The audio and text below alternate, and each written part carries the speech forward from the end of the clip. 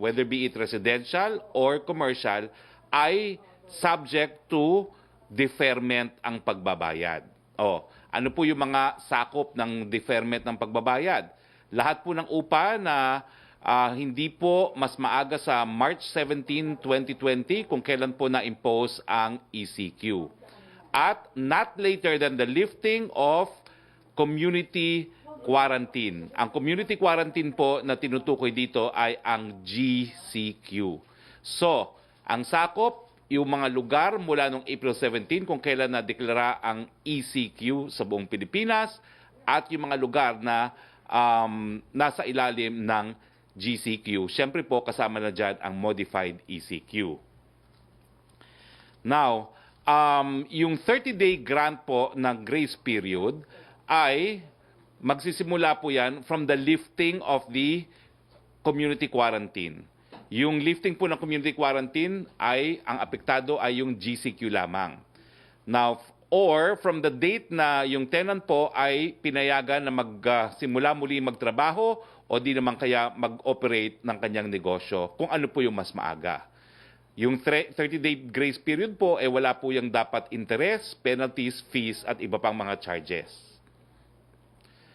Now, sino po ang pwede mag-avail nito?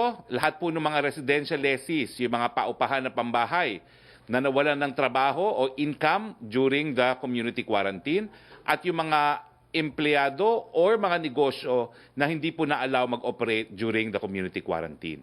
Kasama rin po ang mga commercial lessees, yung mga negosyo nila ay kasama doon sa hindi pinayagang mag-operate during ng community quarantine.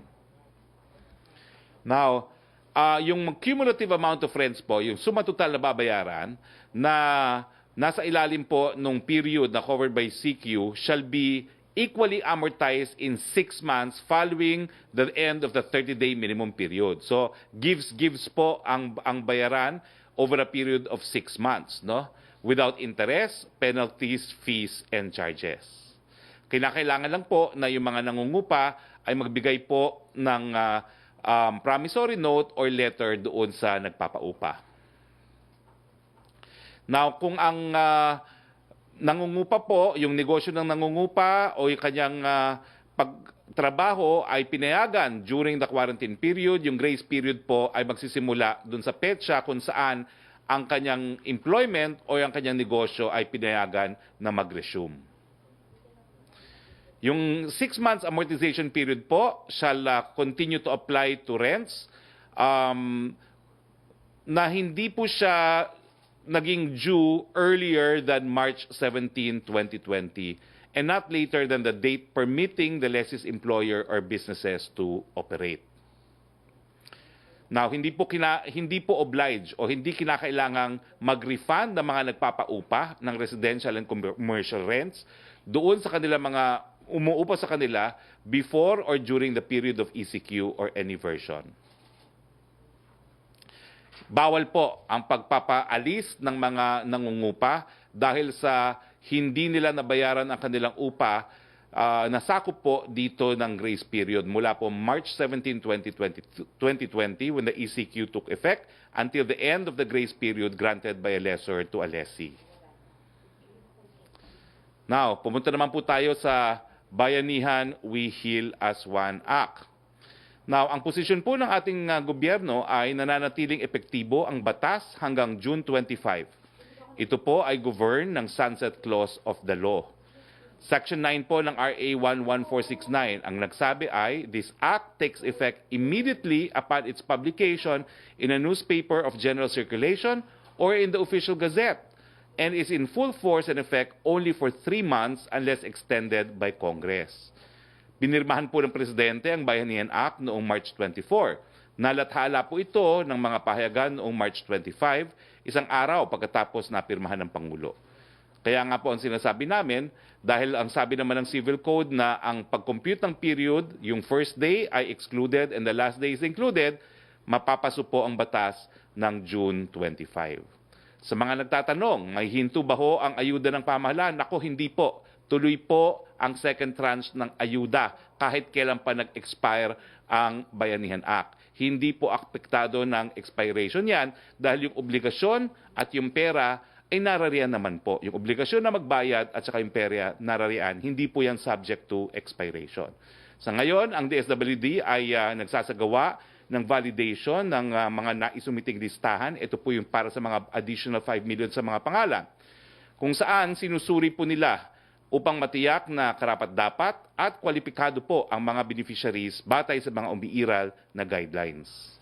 Pagkatapos po nito, magkakaroon ng regional at interregional deduplication kung saan kino-cross-match ang listahan ng SAP beneficiaries sa database ng DSWD at iba pang ahensya ng pamahalaan para makasiguro tayong hindi na dodoble ang binibigay nating ayuda. COVID-19 update naman po tayo. Umabot na po sa mahigit 21,000 ang bilang ng COVID-19 cases sa bansa. 21,895 to be exact. Patuloy po ang pagtaas ng mga gumagaling.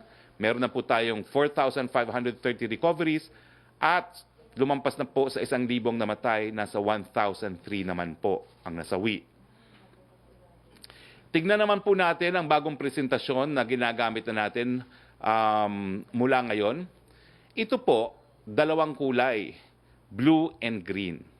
Ang suma total po nito ay yung mga actual cases ng COVID-19, pero rini-report po sila doon sa date kung kailan sila unang nagkaroon ng simptomas para mas accurate po, no? At despite yung mga logs ng laboratory, hindi biglang sisipa. So makikita nyo naman po na yung figura, no, yung dato sa mga COVID-19 cases by date of onset of illness ay patuloy pong bumababa ngayon. Bagamat nagkakaroon nga ng sa nakalipas ng mga laboratory and validation logs, no? So, pag record po natin sa ganitong pamamaraan, makikita nyo kung bakit. Tama lang naman na nag-GCQ na tayo sa Metro Manila at sa iba pang mga lugar dahil nakikita nyo na bumababa na po ang kaso ng COVID sa atin. Bagamat, kung titignan nyo sa isang linear graph, patuloy pa rin pataas. Pero kung ang pagbabasihan po ay yung onset of illness, kailan nagkaroon ng unang sintomas, malinaw na malinaw po ang trend. Pababa na po tayo ng trend. Pero kinakailangan, mag-ingat pa rin po, no? Dahil po pwedeng sumipa yan pag nawala ang social distancing, ang pagsusuot ng mask, at ng pananatiling malusog. Ito rin po ang graph na nagpapakita doon sa mga kababayan nating namatay na sa COVID-19. Bagamat ang suma total po ngayon ay mahigit 1,000 na, yung namamatay pang araw-araw ay patuloy po talagang bumababa. Sa mga nakalipas na mga araw nga po, it is a single-digit recording of individuals na namamatay po dahil sa COVID-19. Okay. Now, pumunta naman po tayo. So ito nga po yung tapos na. Punta naman po tayo sa mga figura ng mga napauwi na nating OFWs. Ito po ay 42,298 mula po noong May 15 at ito po ay as of June 8, 2020. Mapalad po tayo at ngayong araw din po makakasama po natin ang bagong tinalagang Undersecretary ng Department of Health, si Dr. Yusek Leopoldo Bong Vega. Si Yusek Vega ang Medical Chief ng Southern Philippine Medical Center, ang kauna-unahang government-owned hospital sa Davao City. Siya rin ang unang medical director ng nooy Davao Medical School Foundation. Ilan po sa nagawa ni Yusek Bong sa Southern Philippine Medical Center ay ang pagkakaroon nila ng Heart Institute, ang kauna-unahang Center Institute sa Mindanao at pinakamalaki sa Pilipinas, at Institute for Women's Health. Sa mga interesado kung ano ang specialization ni Dr. Vega, ito po ay cardiothoracic surgery. Mabuti naman po at ako'y magbebenepisyo dahil yan po ang aking karamdaman. Isang tawag na lang ako kay Dr. Vega, libre konsulta. Anyway po, kasama po natin ngayon si Dr. Vega. Are you on the line, Dr. Vega? I'm here, Harry. I'm on the line. Congratulations, Dr. and Vega. Good morning to all. Good morning. Good Yes. afternoon to all. Nandun po ako sa Davao nang sinabi ni Presidente na itatalaga niya kayo bilang Undersecretary ng Department of Health puring-puri po siya dahil sa under your leadership naging moderno at naging mas malaki po ang Southern Philippines Medical Center. So ano pong reaksyon nyo doon sa tiwala na ipinakita sa inyo ng ating presidente? First of all, I'm very humbled and honored for the trust and confidence na binigay sa akin ni President Pangulo Rodrigo Duterte. And I'm taking the challenge for this kind of new field of work in my capacity. Now, Doc, you do not have a specific portfolio po as Undersecretary. I take it na kayo po ang magiging USEC for Special Concerns and the biggest special concern right now is COVID-19.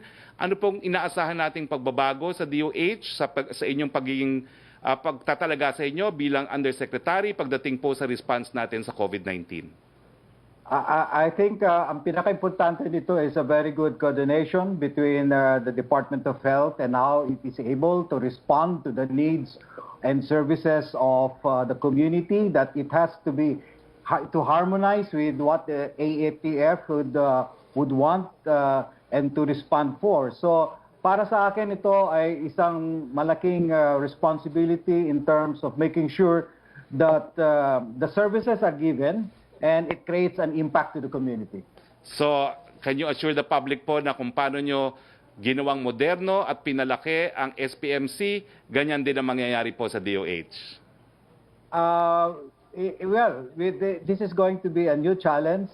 It's a different field, but I'm prepared to learn, and tingnan natin how we go about it since it's really more on how we administer and manage the processes within and able to collaborate.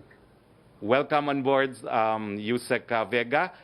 I hope meron po kayong panahon pa dahil maya-maya po, I'm sure may mga tanong po ang kasama natin sa Malacañang Press Corps. So, can you hang on po, Yusek Vega? Sige po. Okay. Sure. Kasama rin po Sure, natin ngayon ang ating kalihim ng Department of Education, Culture and Sports. Walang iba po kundi si Secretary Liling Briones. Ma'am, marami nagtatanong, ano ba ho itong blended learning, paano natin mapapatupad at sapat ba ho ang ating mga facilities para mapatupad itong blending learning? Secretary Briones, the floor is yours.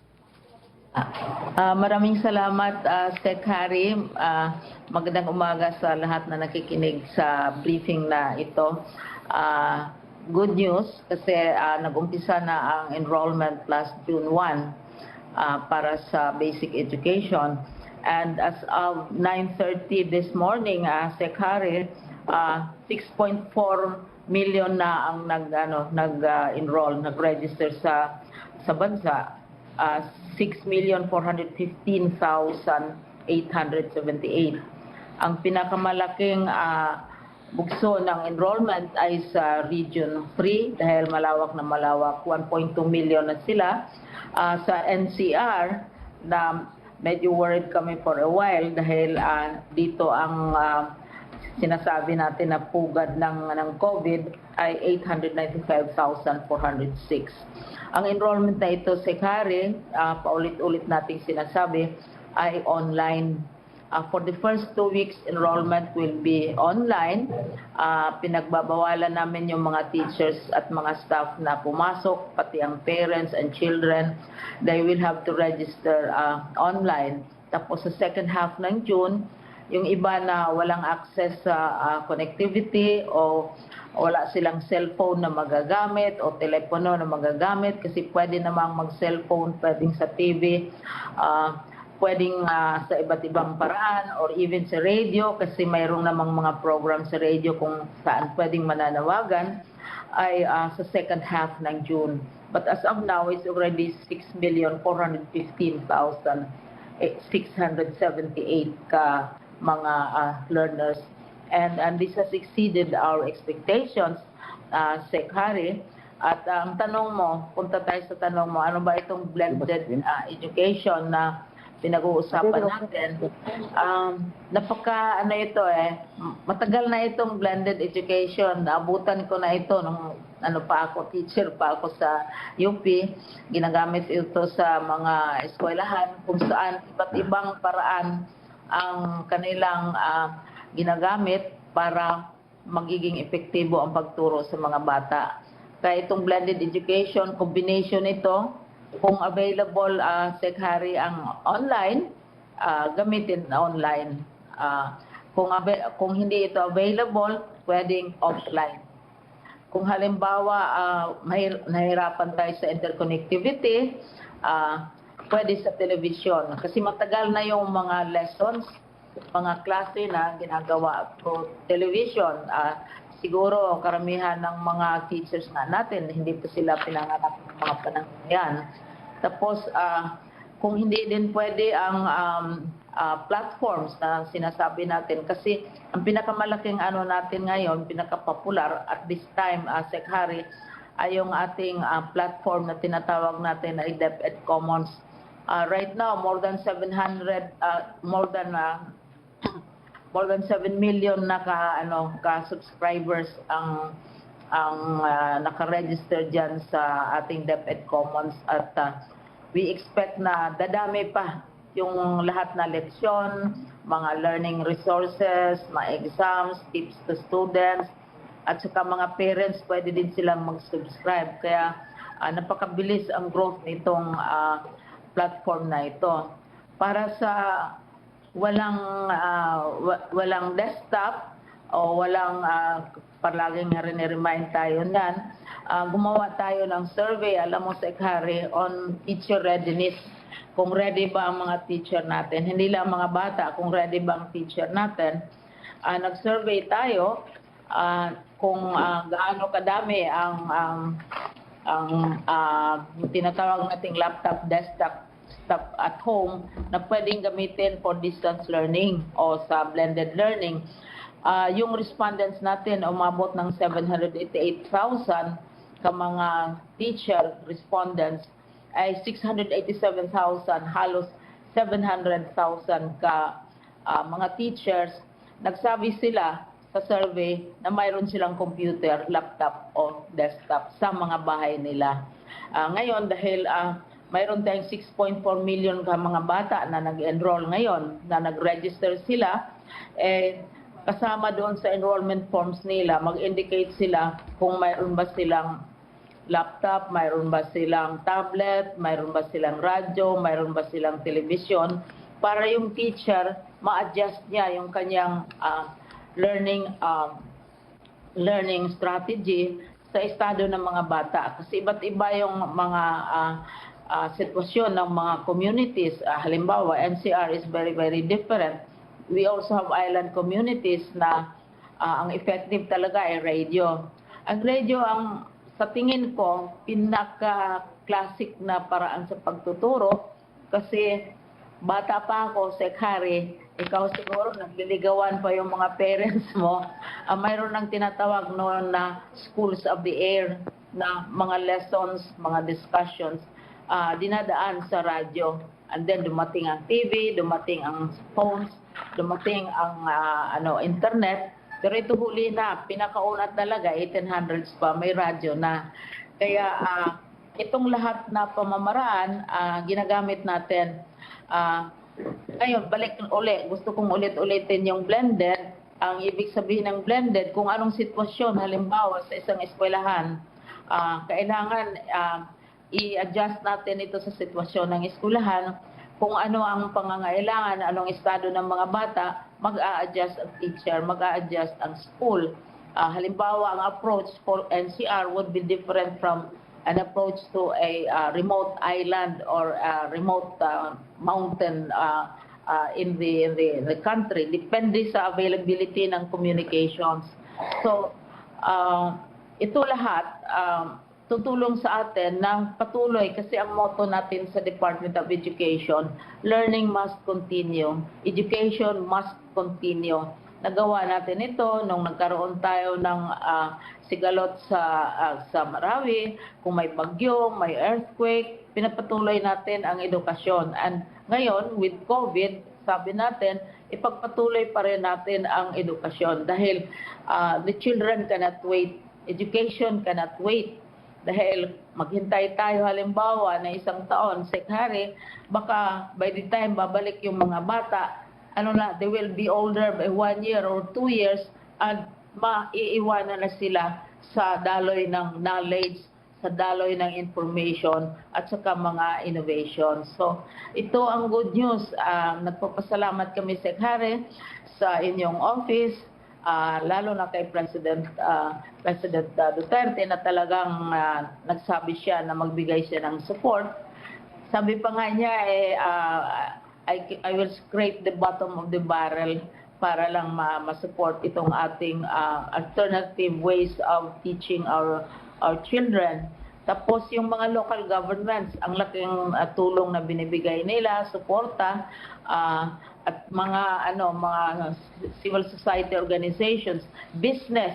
Ang daming offers namin, Secretary, ng mga communications systems, companies, na nag-o-offer ng tulong.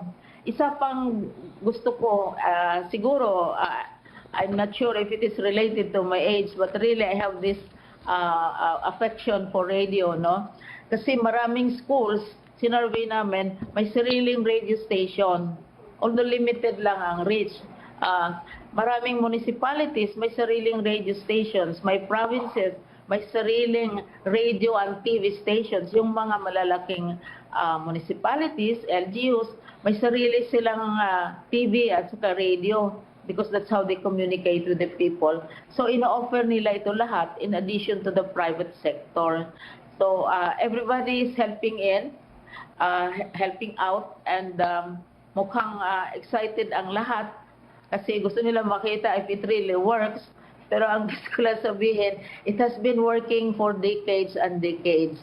Yung nag-aral ng education ng 1960s, alam nila yung blended, yung maghalo ka ng iba't ibang approach to achieve a particular learning objective. Binibiro ko nga si Kong na author natin sa isang bill sa Congress ngayon, gawing requirement ang blended education. Si Kong Escudero, sinabi ko nga sa kanya dahil she is very a very established professional in home economics. Binibiro ko nga siya, kaya tinatawag yung blended, madaling i-compare mo sa isang blender where all the best flavors, the choicest materials, the choices and the best ingredients are all put together to come out with what appears to be different, but is actually has already been in use for a very long time. Like UP has 7 campuses, and we have our own autonomous university, which is located in Los Baños, but which operates all over the country. Maraming mga schools, ginagawa na ito.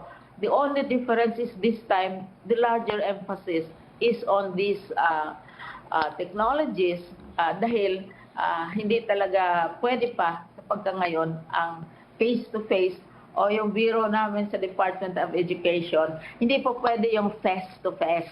So, blended muna. At saka pag gagamitan mo ng blended approach, mukhang masarap, mukhang epektibo, at mukhang enjoy ang mga bata. Thank you, Secretary, for all the support. And Thank you. Mr. President. For... Thank you. That was my co-teacher in UP and my sister in the faith. Ma'am, I have just one question. Yes. Wala na po ako anak sa K-12, no? Nag-graduate na, pareho na nasa UP. Ang tanong ko lang po, kung ang anak ko grade 5, magkakaroon po tayo ng separate materials for grade 5 online? At kung wala pong online access, magkakaroon ba tayo ng TV o radio program for grade 5 students? Yes. Sa basic education, yun ang hinaharap namin ngayong trabaho. Kaya 7 days a week, 24 hours a day kami nagtatrabaho. Yung curriculum na bago natin, Secretary, tinatranslate natin into, halimbawa, to radio, to yung ICT, yung DepEd Commons, and to television. Dahil iba yung script sa television, iba naman yung sa radyo. Television, may images. Sa radyo, you rely on sound and voice, and also the voice also of the teacher. Pero kung dadating ang panahon, kanina sinabi ninyo yung good news also sa pag-flatten ng curve natin sa sa COVID, pwede naman tayong bumalik sa face-to-face. Pero sa pagka ngayon, dahil mahal ni Presidente ang ating mga learners, sinabi niya sa atin na maghanap tayo ng ibang paraan maliban sa face-to-face classes. Okay. Thank you, ma'am. Magtatanong po ang mga thank media you. natin sa inyo, so I hope you can hang on and join us still. Yes, yes. Okay. First question, Joyce Balancio of DZMM. Yes, good afternoon, Secretary. Doon sa presentation niyo po kanina, you mentioned about yung onset of illnesses, ang trend natin based on new data, pababa na po, no? Does this mean po na we can expect na luluwag po ang community quarantine, especially doon po sa mga GCQ areas after June 15? May mga ganong proposal na po ba natatanggap ang IATF? Well, siyempre po, tinitignan pa rin ng datos, pero dito sa datos na nakita natin, no, bumababa po yung kaso ng COVID-19 kapag re-record natin sila from onset of illness. At tingin ko po ang datos sa doubling time ay humahaba din. No? So I would say that it is a safe conclusion na magkakaroon na naman po ng reclassification, no? Except iba po ang data talaga ng Metro Manila. So I think Metro Manila will have to be examined closer kung mag-MGCQ siya next week. No?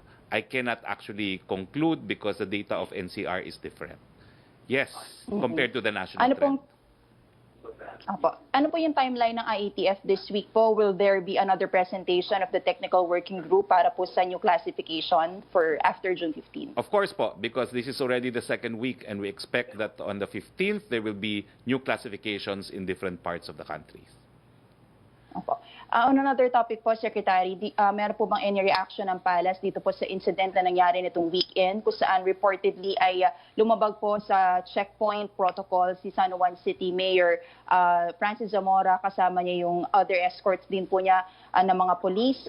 Nakapag-apologize na po ang mayor at yung mga police ay na-relieve na rin po, pero may panawagan po ba tayo sa local chief executives at sa PNP para hindi na po maulit yung ganito?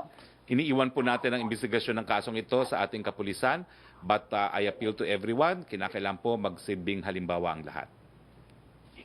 Apo. Secretary, may mga ibang senador naman po ang nananawagan sa PNP na payagan na po tumanggap si Senator Laila de Lima ng bisita sa Camp Crame. At ang sabi po nung kampo din niya, it is a continued violation of her constitutional rights. Should the PNP change its policy in allowing visitors for the senator? We leave that to the PNP to answer. If tingin ni Senator Laila de Lima meron nalalabag na karapatan, pwede naman po siya pumunta sa hukuman. Naging kalihim po siya ng Secretary of Justice. Okay, palas na lang po for me, Secretary, marami po nagtatanong, ano po yung magiging or aasahan nating changes sa dadating na SONA ni Pangulong Duterte? Will he do it via teleconferencing or pwede pa rin man po yung traditional SONA rights? That's being discussed. I think kung meron tayong blended learning, we will also have a blended SONA. Now, Roque? Good afternoon, Secretary. Question from Reyna Tolentino of Manila Times. How ready is the country to accommodate OFWs who will return to the Philippines this month? And how many OFWs are we expecting to arrive this June? And are there enough quarantine facilities for them in Metro Manila and in the provinces? Well, nagawa naman po ni Secretary Bello at ni Yusek Kakdak at saka ng ating ng National NTF COVID-19 na mapauwi ang mahigit kumulang 24,000 sa panahon ng isang linggo. Dahil napakita naman po nila na kakayanin yan, tingin namin po sapat ang ating kakayahan na mapauwi yung mas marami pang darating na ating mga kababayan. No? Unang-una po, bubuksan na po natin ang iba't ibang airport, hindi lang po ang NEA para tanggapin ang mga bumabalik na OFWs. At pangalawa, meron na pong mga PCR testing facilities na malapit po mismo dito sa mga airport sa Clark, Cebu, Davao, kung saan po pwede nang doon magpaswab ang ating mga kababayan at doon na magpa-quarantine. Nagkaroon nga din po ng pagbabago pagdating sa guidelines. Yung mga employment agencies po ng ating mga OFWs po pwede na silang pumili ng sarili nilang mga laboratories para mas mabilis po ang processing at paglabas ng mga resulta. Bukas po nasa Clark po tayo para po welcome yung ilang mga lalabas na ng mga OFWs na subject po to testing at i-welcome din yung mga bagong dating. Yung second question niya, will President Duterte call for a special session so that Congress can pass a Bayanihan 2 bill? If not, why? Well, I'm sure po pinag-aaralan na po yung opsyon na yan dahil hindi nga po umabot yung stimulus package at saka yung extension ng Bayanihan 2. However, dahil ang tingin po namin hanggang 25 pa po ang expiration date ng Bayanihan Law, wala pong urgency as far as the first 25 days is concerned. But I'm sure the Office of the Executive Secretary is studying this matter already. Pero ang importante po, magkaroon ng isang stimulus bill na suportado ng parehong houses of Congress po. Yan po ang inaayos ngayon. Maricel Halili, TV5. Hi sir, magandang hapon po. Sir, speaking of bayanihan bill, meron po kasing ibang interpretation like that of Senator Drilon na sinasabi niya na upon adjournment of the session, tapos na rin po yung implementation ng emergency powers ng Pangulong Duterte. Although I understand you mentioned na hanggang June 25 pa. But how will it affect po the implementation or the usage of emergency power kung magkakaiba po yung interpretation ng ibang legislators and ng Malacañang? Well, kami naman po, we're applying yung basic constitutional and statutory construction maxim na we have to harmonize the interpretation of the Constitution with existing laws. Kung wala po sigurong expiration date na nakalagay sa batas, then the constitutional provision that special power shall cease upon recess of Congress will apply. Pero since Congress knows what it is doing, when they legislated the Bayanihan Act, they said it will expire within 3 months after effectivity of the law, then we will respect the intent of Congress. Alam naman po siguro ng Kongreso yung constitutional provision na binabanggit ni Senator Drilon. So wala pong epekto po ito as far as the exercise of special powers is concerned. Ang alam ko po, lahat ng special powers na kinakailangan na exercise na, pero ang ina-assure ko lang po, yung mga benepisyo na hindi pa natatanggap ng ating mga kababayan na nakapaloob sa Bayanihan Act will be given to them po. Wala pong epekto itong diskusyon kung kailan ang expiration ng law pagdating dun sa second tranche ng ayuda at iba pang mga ayuda na dapat maibigay. Sir, on another issue, yun pong sa Facebook ngayon, madami pong kumakalat ng mga fake accounts and some legislators like Representative Zarate is claiming na baka nagagamit yung mga fake na Facebook accounts para masangkot yung ilang mga activists, yung mga critics of the government and maging basis to jail them. This is following the government's effort to pass the anti-terrorism bill. What can you say about this, sir? Well, if Congressman Zarate has the evidence, file the corresponding charge. Pero sa panahon po ng pandemya, sana iwasan na yung mga ganitong conclusions na wala namang ebidensya. But of course, the courts and the fiscal's office are open. Kung talagang ganyan ang tingin niyang nangyayari, magsampa po siya. Pero for now, sapat po ng ating Privacy Commission is investigating the matter. And I think the NBI is also investigating this matter dahil yung pagbubuo po ng mga fake accounts, yan po ay specially prohibited and penalized by the Cybercrimes Act. Sir, last na lang po. May we know kung kailan po babalik ng Metro Manila si President Duterte and when will be his meeting with the IATF to discuss the community quarantine? And ano po yung ibang mga naging activities niya in Davao aside from the IATF meeting last Thursday? Well, we just parted ways last Thursday po. No? I'll have to check his schedule. But whether be it in Manila or in Davao, he continues to discharge his function, including meeting with the select members of the IATF as usual. So, sir, possible po na sa Davao uli yung meeting this week? There's a possibility po. Thank you, sir. Thank you. Yusek Roque. Yung tanong ni Chris Jose na tanong na po ni Maricel Halili about Facebook account. Itong tanong na lang po ni Rose Novenario of Hataw. Question for Secretary Briones. Tinalaga ni Region 3 OIC Nicolas Capulong ang kanyang sarili bilang SDO Bulacan OIC. Normal po ba na italaga ng isang DepEd official ang kanyang sarili sa ibang posisyon?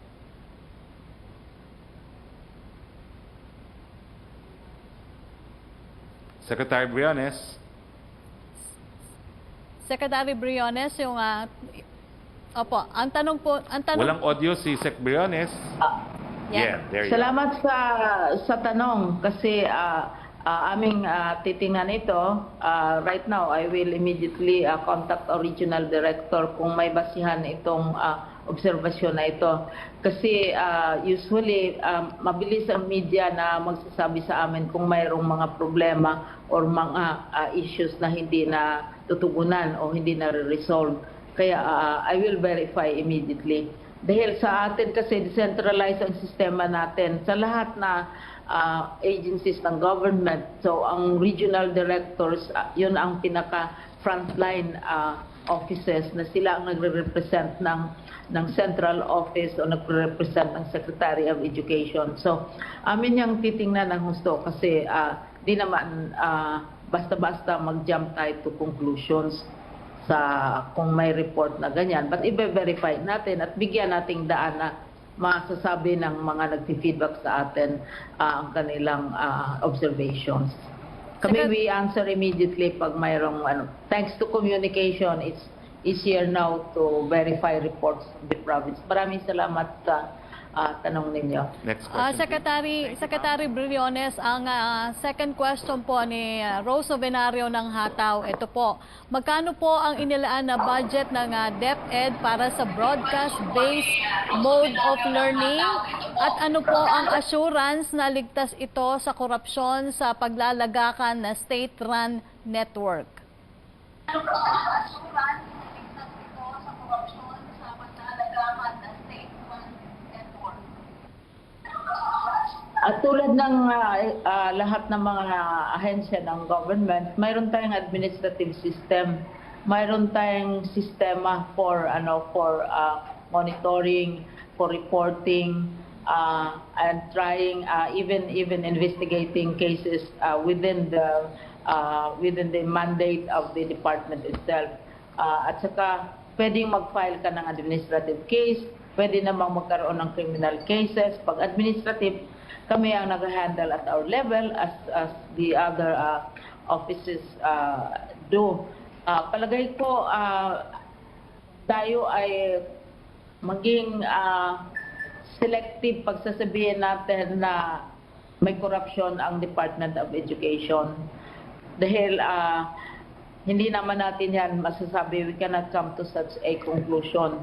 Dahil ino-audit naman tayo at saka mayroon kaming very strong internal audit system. Saka binago natin ang ating financial management. At saka kung may mag-report, kaya kami ay very grateful to media. Pag may magre-report sa amin sa palagay nila may corruption, talagang aming ini-investigate. Saka mayroon din tayong body which is directly under the office of the President, which is the Presidential Commission Against Graft and Corruption, no? Which is headed by Butch Belhica. So that is also another mechanism kung saan mai-report. Pero kami, we welcome reports from the public or from other agencies of government kung mayroong mga ganong klaseng report. Pero to conclude na may corruption sa department might also take a bit of study and a bit of analysis. Ay compare natin ang Department of Education sa mga maybe how many decades earlier at saka ngayon, marami tayong mechanisms para ma-control ito. At of course, kami sa level ng officers ng DepEd, we have to set the example. Opo, Thank you, ma'am. Pia Gutierrez, ABS-CBN. Hi sir, good afternoon. Sir, update lang po dun sa ayuda for jeepney drivers. Aprobado na po ba ito, sir? Yung second po ay kasama naman po talaga yung ayuda, no, yung mga jeepney operators. Yung third po, hindi pa. Alright. So wala pa pong decision, sir? Wala pa po. Tinitignan po kung magiging sapat yung budget para sa kung merong excess doon sa second na tranche na ayudang ipamimigay. Sir.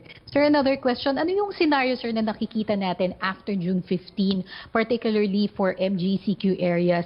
Do we expect them, sir, to graduate from the community quarantine or will this continue as the new normal until we have a vaccine, sir?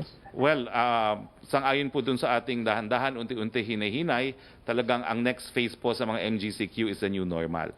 Pero ang tanong nga po is, will the data support yung evolution into new normal. Titignan po natin ang datos. Okay, sir. Sir, question kay Secretary Leonor Briones. Yes, please. Go ahead. Secretary Briones, may proposal po kasi si Congressman Roman Romulo na i-consider po yung face-to-face classes sa mga isla, sa mga municipalities na walang COVID cases. Ano po ang masasabi natin dito? Absolute na po ba, ma'am, yung no vaccine, no classes natin? Kasi yung original original circular, sinabi namin na sa mga lugar, halimbawa na talagang identified na may kaso ng COVID, hindi pwede yung face-to-face. Yun ang ibig sabihin ng Presidente na sabi niya nga, very strong yung position niya na kung walang bakuna, walang klase, walang eskwela. Na maghintay tayo kung kailan ma-develop yung bakuna na yan. Pero totoo yung sinabi ni Kong Romulo na may mga lugar na hindi tinatablan ng COVID at saka never heard sila. Halimbawa, the island of Siquijor, and it's very close to Cebu, very close to Negros, very close to Bohol, pero zero COVID record. And then you also have Siargao. You also have mga remote islands na hindi naaabot ng COVID. So, kailangan siguro hihingi kami ng permiso sa President dahil nagbitiw na siya ng salita na kung payagan. Kasi originally din talagang iniisip namin na pwede ang face-to-face sa mga lugar. Pero may kondisyon yan. Kung mag-face-to-face o mag-face-to-face, susundin ang minimum health standards, yung distancing.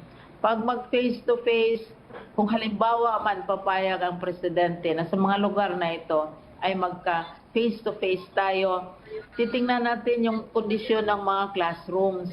Yung size ng classrooms halimbawa, pwede ba yung 1 to 2 meters na spasyo, yung space para sa mga bata, no, na talagang mayroong social distancing. Mayroon bang available na health mga PPE kasi requirement din 'yan ng Department of Health, emergency medicines, etc. At saka yung rules of hygiene, mayroon bang hand washing facilities? Lahat-lahat 'yan, it's not only kinoconsider natin following the instructions of the President. Hindi lamang ang walang COVID, pero titingnan din natin yung capacity ng infrastructure, ng facilities ng eskwelahan na yan na ma-implement ang minimum health standards. Kasi ang bottom line natin to safeguard the health and the safety of our teachers and our learners. Thank you very much, Secretary. Na ganyan. Yes. We go back to Yusek Roque, please. The time is 12:45. We have until 1 o'clock. No? Yusek Roque. From Francis Wakefield of Daily Tribune, there are reports daw po that many people, particularly in the areas of Manila and Quezon City, are no longer following yung policy ng IATF na dapat walang backrider sa motorsiklo. Pero sa Maynila, particularly sa areas near Divisoria daw po, Tayuman, ang dami daw po nakamotorsiklo na may backrider kasamang asawa at anak. Di alintana ang posibilidad na mahawa sila ng COVID-19. Walang law enforcers sa paligid para ipatupad ang batas. Nagkalat rin po daw ang tao sa lansangan. Di po ba nababahala ang palasyo dito? Well, we will certainly call the attention of General Sinias of NCRPO. Kailangan hulihin po yung mga nag-backride at dun sa mga local government units na nagkukonsente nito, well, siguro po pwedeng issuehan sila ng show cause order dahil ang pangunahing supporter po ng pagbabawal ng backride is no less than our DILG Secretary. So mayors, be very careful po dahil meron naman pong supervision ang DILG sa inyo. Huwag na po tayong lumaban sa pulisiya ng no backride. From Rosalie Cos ng UNTV, ano po ang posisyon ng palasyo sa pagkakaroon ng mandatory bicycle registration gaya ng ginawa sa Cebu? Ayon po kay Foreign Affairs Secretary Locsin, money-making racket daw po ito. Sang-ayon po ba kayo sa pahayag ni Secretary Locsin?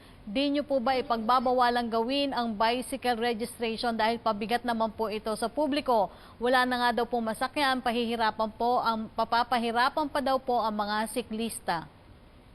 Well, multi-academic na po yan. Di po tinuloy ng Cebu City. Next question, please. Joseph Morong. Hi, sir. Good afternoon, sir. First to you, and then maybe to Dr. Vega for, later, no? Yes, Sir, please. it's not very common, no? It's very unusual that you have presented a new undersecretary to the press briefing. Question is, why did the president see a need to appoint another undersecretary? And just to be forthright about it, sir, this is happening in the context of what's happening with Secretary Duque. Sir, ano ba to? Kapalit na ba siya ng secretary? Hindi ko po alam kung kapalit siya ng secretary. Pero ang konteksto po ng pag-a-appoint, and I was in Davao, was the president was very unhappy with the delay. Hindi po talaga natuwa ang presidente na na-delay yung pagbigay ng mga benepisyo sa mga frontliners na namatay at na nagkasakit. At ang sabi niya, kailangan magkaroon ng isang maasahan na tao dyan sa Department of Health, and that was Secretary Vega, Undersecretary Vega. All right. Yes, sir. Can I go to Dr. Vega, please? Yes, please. Dr. Vega. Yes, I'm here. Hi, sir. Good afternoon po. Joseph Morong, sir, sa Yeah, GMA7. Sir, when the president talked to you, what did he tell you about the problems in the Department of Health? I think from my perception, when the office of the president called me to help them out in terms of making sure that services and commitments are committed, I have the impression that I had to make some coordination in the different agencies in terms of the national government, like the DOH. Okay. Sir, I'll address that elephant in the room already. Sir, what if the president offers you the position of secretary? Well, I don't think I can answer it right now, but it's too theoretical, and I'm just preparing myself for undersecretary, so I cannot fathom being secretary at this time. Okay. All right, sir. Thank you very much. Secretary Roque, can I go to you now? Yes, please. Sir, with regard to the anti-terror bill, no, how do you view the news na yung ibang mga congressmen are withdrawing their yes votes? And do you think, as it's being written now, as it's being read, being passed by Congress, what do you think are the objectionable provisions, if there are, in the bill as worded?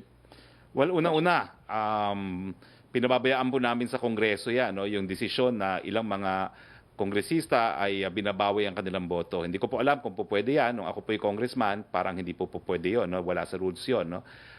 Pero nasa kanila po yan. No? For as long as the bill has been clearly approved, then we expect the bill to be transmitted to Malacañang. Pero sa ngayon po, wala pa pong natatanggap ang Malacañang, and I cannot comment. No? Kasi hindi ko nga po alam kung ano yung final na version na ipibigay nila sa presidente for signature. Siguro when we have a copy of the enrolled bill, then I can comment kung merong doubtful constitutionality. Pero nakita nyo naman po yan. No? Sa lahat ng budget na sinumiti sa presidente, halos wala pong pagkakataon na walang vinito ang presidente.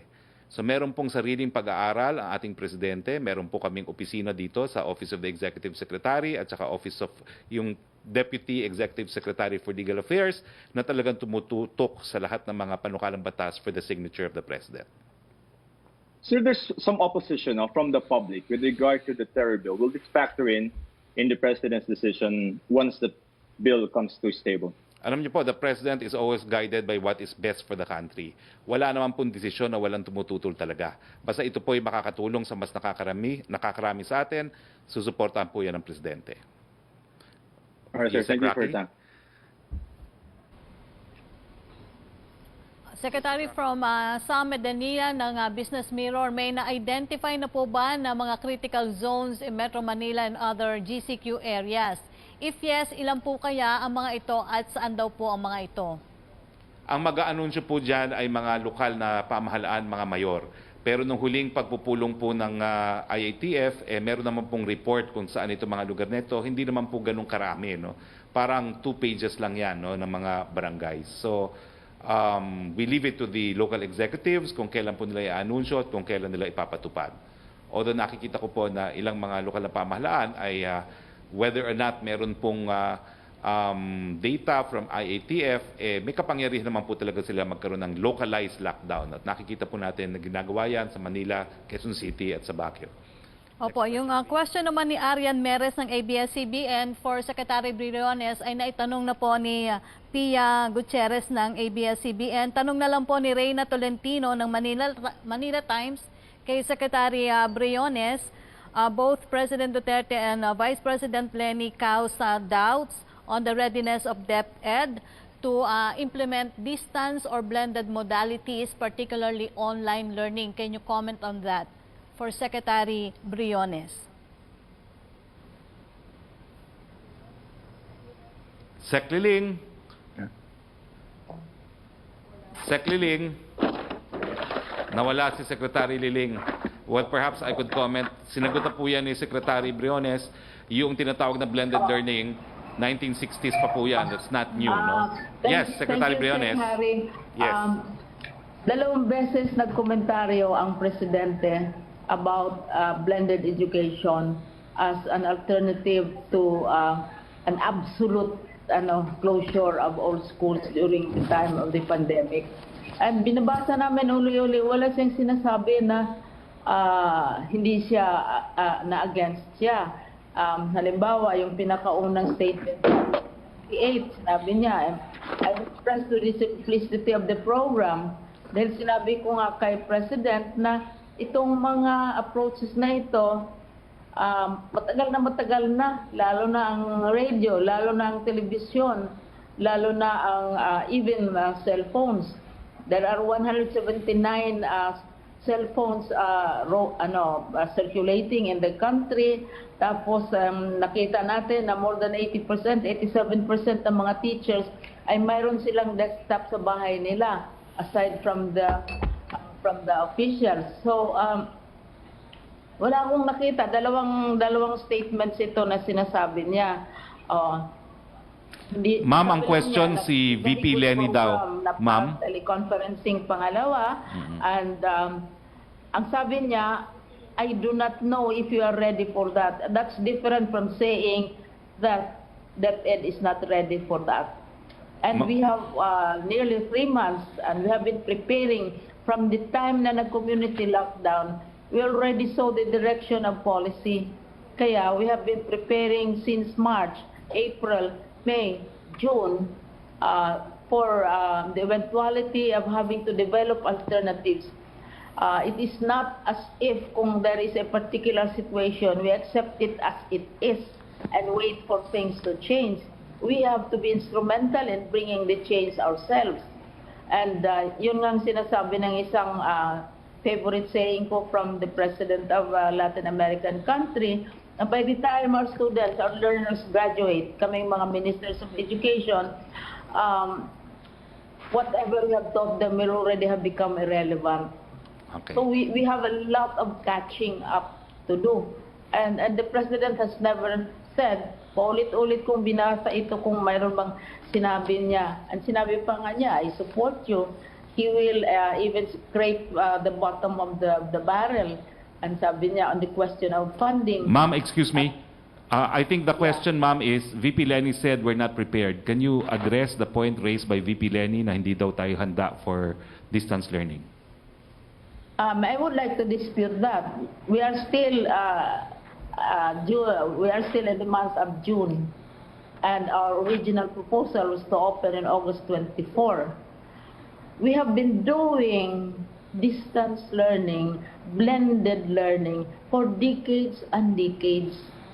We have a university in the University of the Philippines which does and which specializes in distance education for the longest time. And those who take up education and study education are already exposed to this. We are not inventing anything new. Kaya yung readiness importante yung readiness. And we did also a survey on the readiness of our teachers, no? And the readiness of our pupils. Napakataas. We assume always that the teachers don't have laptops, they don't have desktops. Well, 87% of them have in their homes, no? But we will also provide them. And the private sector, we are convincing them na the usual and the annual Brigada Eskwela event where they give school bags, pad paper, ball pen, school supplies. Sabi namin gadgets na ang ibigay nila. At saka they jointly help us develop programs because there are existing programs. What we are trying to do is blend these programs. You see them on TV. The law says that 15% of TV time has to be devoted to children. So, sisingilin natin yan. Same for radio. Okay. Mas mahaba pa nga yung sa radio. We just don't notice it because we are used to face-to-face learning. But now that it is not possible to do face-to-face learning, then we have to think and look at the existing mechanisms. This is how we will be saving money, we will not be spending so much time, and so on. Thank you, ma'am. Ma'am, I hope you don't mind. Bibitaw kasi yung coverage ng mga TV station at 1:10 and we still have 3 reporters to ask questions. So can I move to the next question, ma'am? Trisha Terada of CNN Philippines. Hi, Secretary. Good afternoon po. So hihingin lang namin yung assessment for the first week of GCQ. What can you say about it? Was it successful?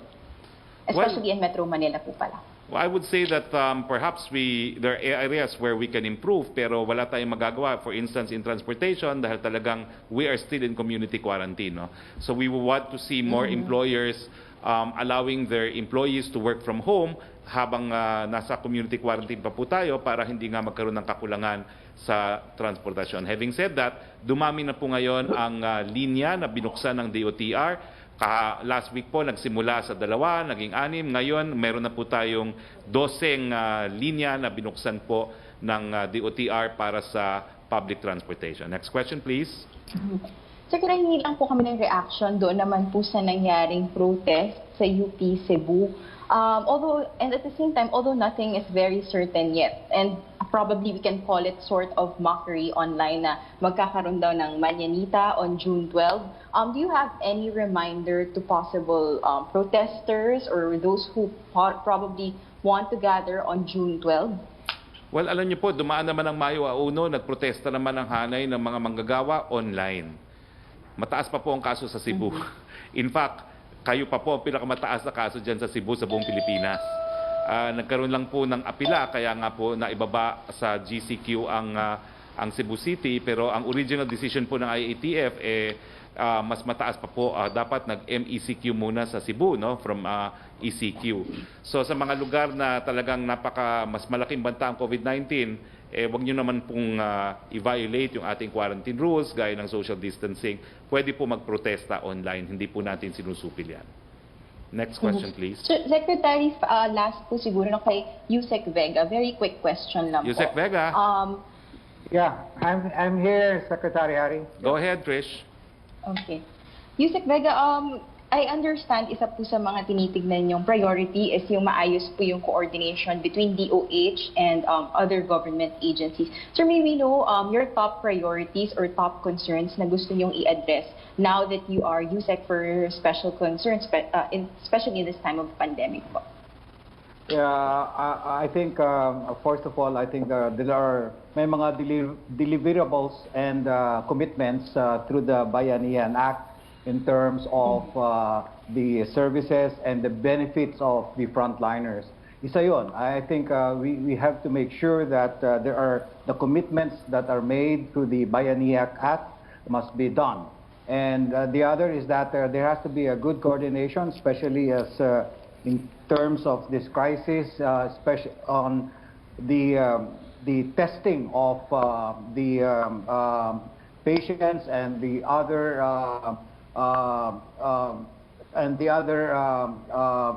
and the others who would like to have themselves tested. I think there are so many ways that I can really address the coordination between what the IATF wants and the DOH in terms of what should be delivered to the public. Thank you, Yusek, and thank you, Secretary Roque. Yusek Roque. Okay.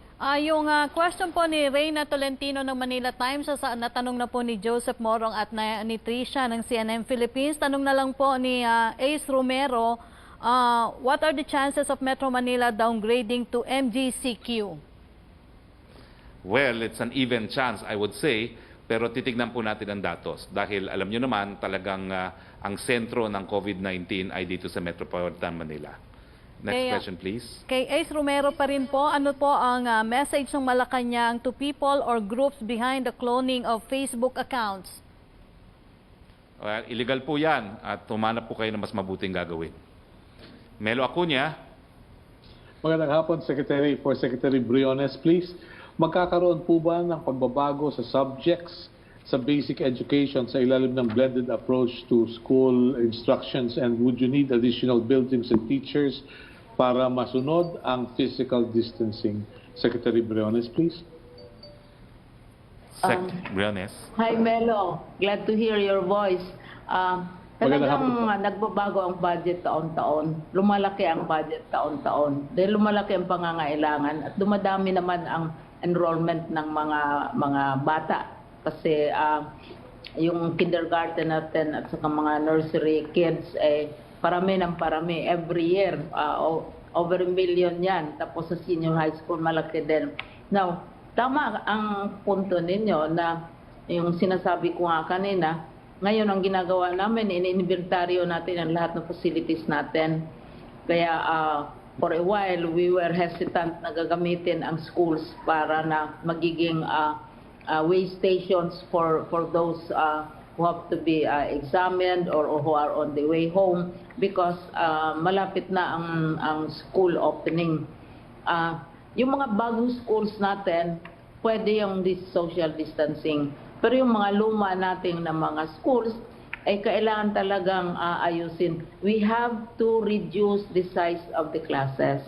Hindi na pwede yung usual natin sa high school na aabot ng 45. Wala naman yung mga 70 o 100 sa isang klase.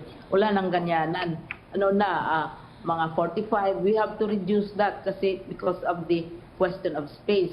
And we have to see also, yung sinabi ko kanina, na may washing facilities, hand washing facilities. At saka mayroong stock ng emergency medicines in case the kids will have fever or cough or kung ano ba. Kasi dalawang susundin namin yung requirements ng Department of Health at saka yung requirement din ng Presidente na sinasabi niya na kung walang bakuna, hindi muna mag-face to face. So ito lahat i-consider natin. Paano po yung daycare centers? Yeah. Paano po yung daycare centers, Secretary? Daycare centers are usually handled by local governments. Sila ang nagdadala yung mga daycare centers. Ang sa Department of Education, kindergarten ang pinag-umpisahan namin. Tapos yung sa query kanina, yung tungkol sa Bulacan, mayroon ng sagot. Ang nag-designate ng RD as SDS ang central office at this time kasi nagkaroon ng vacancy. While waiting for the vacancy, mayroong dinidesignate. Ang RD, ang regional director, hindi siya pwedeng mag-designate ng district superintendent dahil this is a third level position. So galing sa central office yung appointment ng ng superintendent na yan. Hindi na mismo ang RD ba o ang SDS ang nag-appoint sa sarili niya. Okay. Verify namin. Salamat po. Thank you. Thank you very much. Thank you. We are out of time na po. I would like to thank and welcome Yusek Vega. Bumbuo po ang tiwala sa inyo ng Presidente, and I'm sure after a few years at the Department of Health, ang buong Pilipinas po ay hahanga sa inyo gaya ng paghanga ng ating Presidente dahil sa nagawa nyo sa Southern Philippines Medical Center. At thank you very much, Secretary Leonor Briones. As a parent, I am inspired and confident that our children can continue to learn during these times of crisis. Maraming salamat po sa ating partners sa KBP na binobroadcast tayo simultaneously with PTV4. Thank you, Yusek Roque. Thank you to the men and women of the Malacañang Press Corps. Sa ngalan po ng ating Presidente, Presidente Rodrigo Roa Duterte, di po inyong Spokesperson Roque yung nagsasabi, Philippines, keep safe. Para po sa mga lugar kung saan pinapatupad ang GCQ o General Community Quarantine, ito po ang mga dapat nating malaman para sa ating kaligtasan. Ito na po ang tinatawag nating new normal. Sa lahat ng oras, dapat wag pa rin natin kaligtaan ang minimum safety standards. Una po, ang safety protocols. Palagi pa din maghugas ng kamay o gumamit ng hand sanitizer. Iwasang humawak sa mga surface na maaaring may tilamsik na galing sa bibig o sa mga bagay na hinawakan na ng ibang tao. Dapat po ay laging magsuot ng mask. Mahalaga ang safe distancing. May distansyang hindi bababa sa 1 metro bawat tao. Kailangan din iwasan ang pakikipagkamayan, ang pag-akap at ang beso-beso. Kahit nagpapapasok na ang ibang opisina, sana'y unahin pa din ang work from home hanggat makakaya. Obligasyon ng kumpanya na magbigay ng shuttle service para sa mga empleyado at hinihikayat naman po ang mga kumpanya na ipatest ang mga empleyado upang makasigurado na wala silang taglay na virus. Ito po ang mga pwede nang gawin. Pwede na po ang pang-individual na exercise sa labas ng bahay gaya ng walking, running, dancing, at biking sa loob lang ng GCQ areas. Hanggat maaari ay huwag muna magtipon-tipon. Kung hindi maiwasan, dapat ay hindi lalampas sa 10 tao. Muli, mahalaga ang safety protocols at safe distancing. Dapat pa din pong manatili sa loob ng mga bahay ang mga may edad na gaya ng mga senior citizen. Hindi rin dapat lumabas ang mga may sintomas ng sipon, ubo, trangkaso. Hindi pa rin po dapat lumabas ang mga bata. Pwede na po ang public transport pero dapat reduced load capacity o sa menos na kapasidad. Ang mga ito po ay ang LRT, MRT, PNR, mga bus, jeep, taxi, eroplano at iba pang inter-island vehicle gayong pwede lang bumiyahe mula sa lugar na naka-GCQ papunta sa naka-GCQ din. Pwede na din po ang tricycle, public shuttle, at mga transport network vehicle service gaya ng Grab. Sa mga pribadong sasakyan naman ay company shuttle, sariling sasakyan, bisikleta, motorsiklo at e-scooter. Pero sa anumang sasakyang pangmaramihan, kailangan pa rin ang reduced capacity at safety protocols and safe distancing.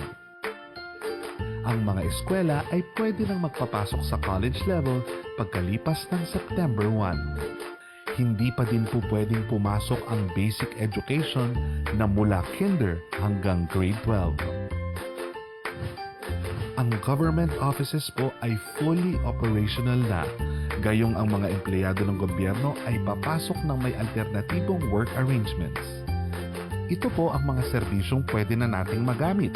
Mga ospital, mga klinik at mga veterinaryo, grocery at supermarket, butika, self-service laundry, food delivery, gasolinahan, bangko, remittance at pawn shop, hardware, bookstore, school supplies at office supplies, baby care supplies, mga bilihan ng damit, water delivery, mga serbisyo ng gobyerno sa mall, bilihan ng pet food, mga services para sa computer at komunikasyon.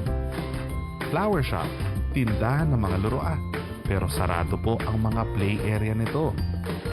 At ito naman po ang mga lugar na hindi pa natin pwedeng puntahan.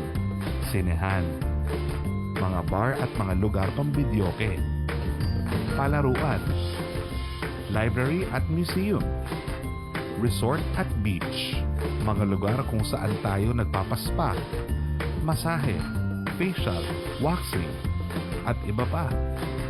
restaurant, at mga barberya. Kung susundan po natin ang mga guideline ng GCQ, mas madali nating madadaig ang COVID-19 at pwede tayong mag-heal as one. Maraming salamat po.